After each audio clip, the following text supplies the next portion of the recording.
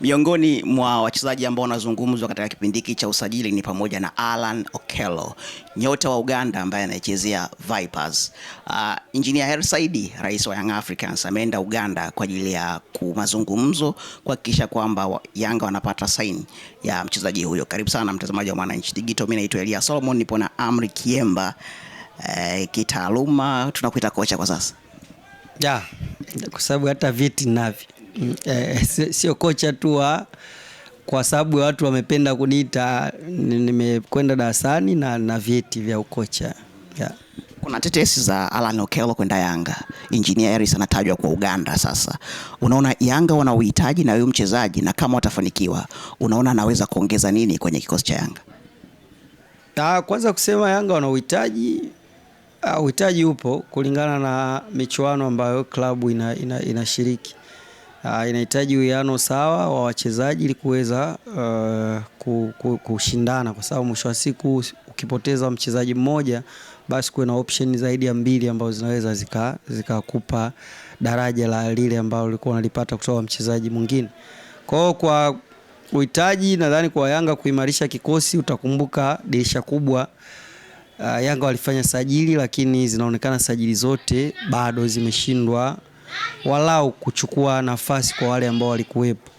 Kwa bado Yanga wameendelea kutegemea zaidi wachezaji ambao walikuwa nao kuanzia msimu uliopita.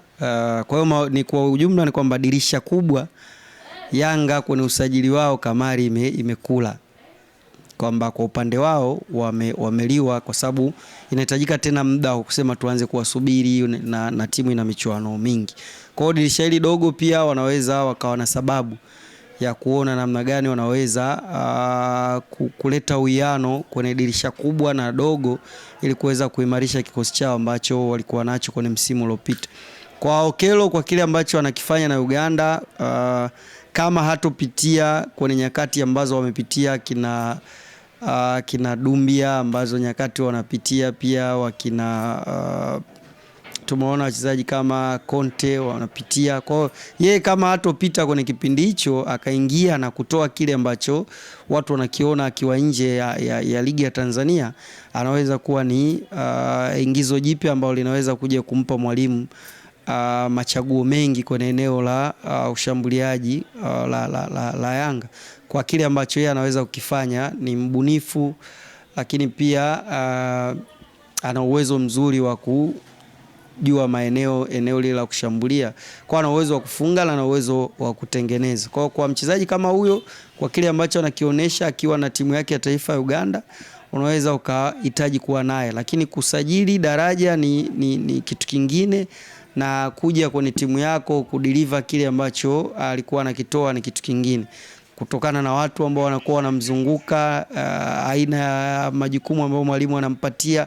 Kwa anaweza kuja akakutana na challenge, na inawezekana ikawa kuna hadithi mpya kati ya Okello na Ekua. Kwa hiyo kitu ambacho naweza kusema, kwa kile ambacho anacho, unaweza ukaona kwa nini Yanga wanamhitaji, lakini kufika na kuadapti mazingira ni kitu kingine ambacho hauwezi kusema sasa asajiliwe kwa sababu Ekua amekuja ameshindwa kufika ile performance ambayo watu walikuwa wanaifikiria, au kaja Dumbia bado ana struggle.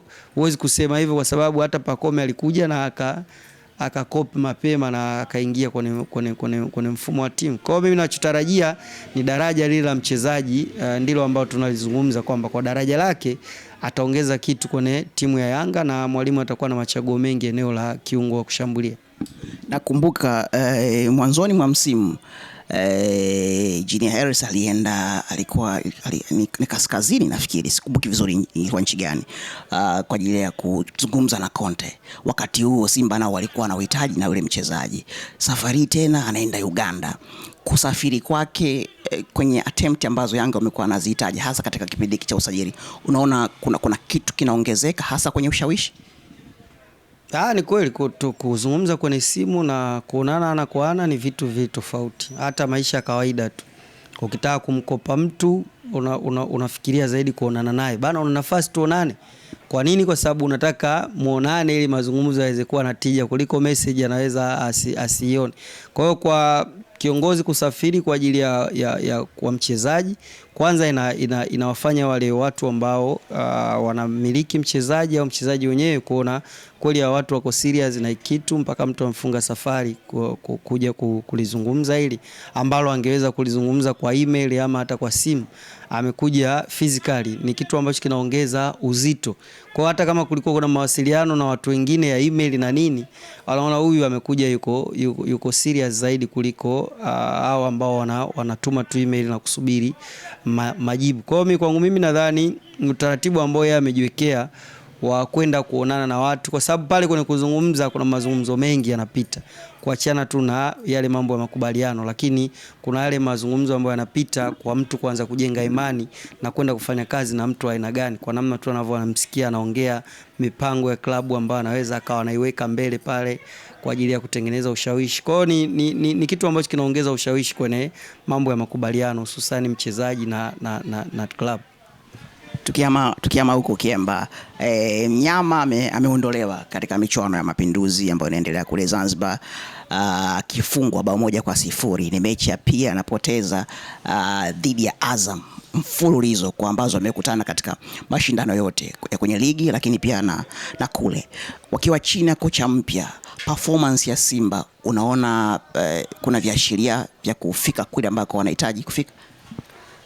Kwa kuzungumzia michuano bado utakuwa na umtendea kimwalimu kwa muda ambao amekaa na timu, na amekaa na timu. Ni timu ambayo toka mwanzo inaonekana ina changamoto nyingi ambazo zinaikabili, hususan kwenye maeneo ya kimbinu na zile nyakati tano za mchezo. Timu inaonekana bado mwalimu ana kazi ya kufanya kuweza kuijenga. Utakumbuka mwalimu amefika, amecheza na Azam, ndio unaweza kusema ni mechi ya kwanza ambao amecheza inaweza kumtambulisha ligi ya Tanzania ikoje kwa daraja la Azam ambayo wapo. Kwa hiyo ushindani wa Tanzania mwalimu ameuona dhidi ya Azam, na alichokuwa anakiona kwenye Fufuni sijui Mwembe Makumbi ni vitu tofauti na kile ambacho amekutana na Azam. Na ukiangalia sasa hivi Simba wako kwenye mabadiliko. Kwa mabadiliko yale ni matokeo ambayo unaweza ukayatarajia, kwa sababu hata namna ambavyo mwalimu anapanga kikosi ni katika kuangalia nani anaweza kufanya nini. Kwa hiyo mimi sikuiona Simba kama ipo kwenye mapinduzi kwa ajili ya kushindana. Ilikuwa ipo kwenye mapinduzi kwa ajili ya mwalimu kuiassess timu na changamoto zake, ili baada ya pale mwalimu awe anajua sasa wapi wanaweza wakaanzia, kwa sababu mnaweza kufanya mazoezi na ukaona kila kitu kinaenda sawa, ukakutana kwenye mechi maswali yakawa ni tofauti na yale ambayo mtu alikuwa anakutana nayo mazoezini, ndio unaweza kuanza kungamua sasa, timu yangu ikiwa haina mpira bado haina nidhamu nzuri kwenye kujipanga, lakini labda timu yangu ikipo kwenye mpira iko taratibu sana kwenye kubadilika kutoka kwenye kutokuwa na mpira kwenda kwenye mpira. Kwa hiyo mwalimu imemsaidia vitu vingi, na au set pieces labda tuko vizuri kwenye kuzidefend. Kwa hiyo mimi nadhani kwa kile ambacho Simba walienda kukifuata Zanzibar, mimi kimatarajio ni kwamba wamekipata, kwa maana mwalimu amepata kuiona timu yake, na sasa anaweza kuja na mpango mzuri wa kuitoa timu hapo ilipo kuweza kuelekea huko ambako mashabiki na viongozi wanataka iende, na yeye akiwa amekabidhiwa mpango. Kuna siku chache mbele kabla ya mechi ya Ligi ya Mabingwa Afrika ambayo Simba atacheza dhidi ya Esperance, unadhani kwa muda ambao uko hapa utatosha kwa mwalimu kualau kuitengeneza timu kuweza kushindana? Ukiangalia mwalimu anaweza kawa na siku kama 10 ambazo anaweza kuchagua maeneo ya kuyafanyia kazi, wakati ambapo kikosi kitakuwa kiko full sasa, baada ya wale waliokuwa na majukumu ya timu ya taifa nao kurejea kwenye mazoezi. Kwa hiyo matarajio ni kwamba wiki moja mwalimu anaweza kuitumia walau kutengeneza msingi wa timu kwenye vile vipindi vitano, kwa sababu yani kutengeneza ile tabia kwamba timu ina tabia gani wakati gani inaweza ukawepo. Kwa namna ambavyo unaiona Simba inacheza, hauoni hizo tabia za timu kwenye hivyo vipindi vya mchezo. Yani ni inatokea tu kwa mtu mambo yake binafsi anaweza kafanya na akaisaidia timu iwe kutoka kwenye kuzuia kwenda kushambulia, au umetoka kushambulia wanakuja kuzuia. Hauoni tabia za timu. Kwa mimi kwa wiki nadhani mwalimu anaweza akatengeneza hizo tabia, lakini pia changamoto nyingine ambayo anayo ni uwezo sasa wa wachezaji kuendana na ukubwa wa klabu ambayo wanaitumikia. Yani ni kama baadhi ya wachezaji wamefika sehemu wamegota, na wanachokitoa kinafanya kila siku kazi ya mwalimu kuwa ngumu. Kwa hiyo mwalimu ana kazi kubwa,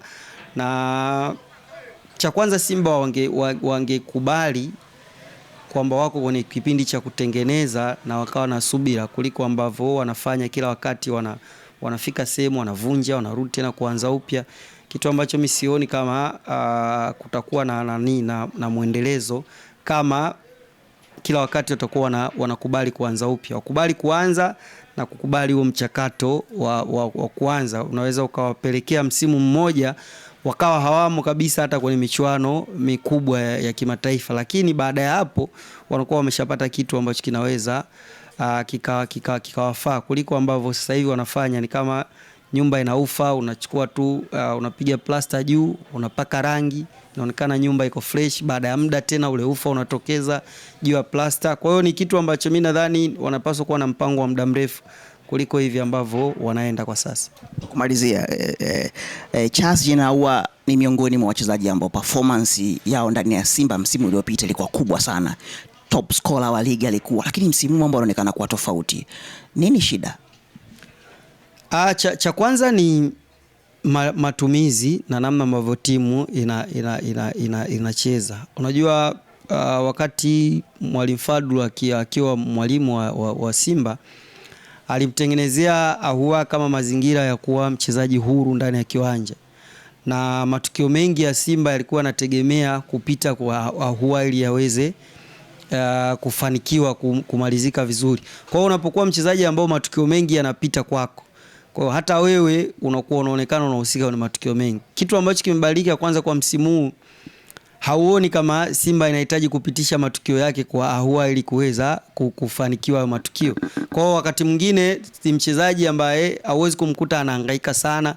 Kwa hiyo kama timu haimshirikishi kwenye matukio, unaweza ukakata dakika 10 au muone ana matukio yake anafanya. Kwa hiyo mimi nadhani utaratibu wa kucheza wa timu umemfanya Ahoua asiweze kuonekana mara kwa mara, lakini pia mabadiliko ya ghafla ya kukosa nafasi kwenye kikosi inawezekana ni sehemu ya saikolojia ambayo imeathirika. Unawezekanaje kuwa mfungaji bora wa ligi, unawezekanaje kuwa top assist wa timu, yani alafu ghafla kwenye timu hiyo unaonekana nafasi yako ni ngumu, yani ya kupambaniwa mpaka watu waulizie uko wapi ndio uweze kukumbuka. Kwa hiyo kisaikolojia pia unaweza kumuona hayuko sawa kama ambavyo alikuwa kwenye msimu uliopita, akiwa anajiamini kwamba mwalimu ana imani kubwa na yeye. Unajua wakati mwingine hata mwanao nyumbani anahitaji kuona wazazi wanamwamini kwenye kile ambacho anakifanya ili aweze kukifanya vizuri. Lakini kwa sasa hivi Ahoua ni mchezaji yoyote tu ambaye anaweza kukaa dakika 5 mwalimu akaitisha sabu akamtoa, kitu ambacho kwa msimu uliopita ulikuwa huwezi kuona Ahoua anapumzika. Kwa hiyo huwa akiwa kama mchezaji, sisi tumeshakuwa wachezaji, ukishakuwa unaaminiwa wakati mwingine unafanya vitu kwa uhuru zaidi na ndio vinakuwa vizuri. Kwa mfano Ahoua alikuwa haogopi kukaa na mpira, haofi kupoteza pasi. Kwa alikuwa anajaribu kupiga pasi zingine ni ngumu na zilikuwa zinafanikiwa, timu inapata faida. Kwa hiyo kilichobadilika ni utaratibu wa timu kucheza, lakini pia na saikolojia yake inaonekana pia watu wa Simba wanahitaji kuifanyia kazi ili kuweza kumrejesha. Kushukuru sana. Karibu. Naam, ni Amri Kiemba, nyota wa zamani wa Simba, amechezea Azam, kwa sasa ni mwalimu. Tuko hapa ofisini kwake kujaribu kuzungumza naye mawili matatu ya kimichezo. Mpaka wakati mwingine, kwa sasa niseme asante.